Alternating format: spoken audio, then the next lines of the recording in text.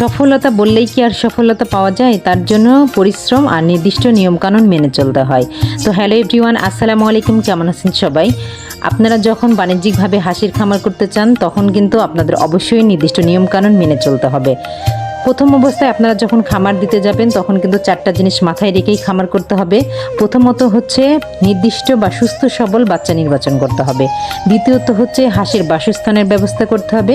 আর তৃতীয়ত হচ্ছে উন্মুক্ত পানির ব্যবস্থা রাখতে হবে। উন্মুক্ত পানি না থাকলেও বদ্ধ জায়গায় হাঁস পালন করা যায়, কিন্তু হাঁসের ক্ষেত্রে পানির ব্যবস্থাটা থাকলেই ভালো।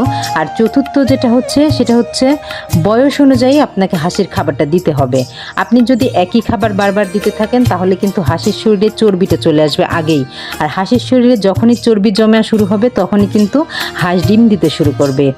যেই হাঁসটা আগেই ডিম দিতে শুরু করবে সেই হাঁসটা কিন্তু দীর্ঘদিন পর্যন্ত ডিম দিতে পারবে না। বয়স অনুযায়ী 5 থেকে 6 মাস পর্যন্ত যখন একটা হাঁসের বয়স হবে তখন যেই হাঁসটা ডিম দেয় সেই হাঁসটা দীর্ঘদিন পর্যন্ত ডিম দিতে পারবে। তো এই খামারটা হচ্ছে 1500 হাঁসের খামার। এখানে 300-র মতো ছেলে হাঁস আছে, যার কারণে কিছু হাঁস বিক্রি করে দেওয়া হচ্ছিল। তো কেউ যদি হাঁস ক্রয় ইচ্ছুক থাকেন তাহলে কিন্তু অবশ্যই কমেন্ট করে জানাবেন। একটা হাঁসের 25 থেকে 50তম দিনের মধ্যেই পালক গজানো শুরু হয়, তখন কিন্তু হাঁসের পর্যাপ্ত পরিমাণ পানির প্রয়োজন। আর অথবা আপনি যখন নতুন অবস্থায় খামার দিতে যাবেন তখন কিন্তু আপনি রেডি হাঁস ক্রয় করবেন, সেক্ষেত্রে আপনি আরও বেশি লাভবান হবেন।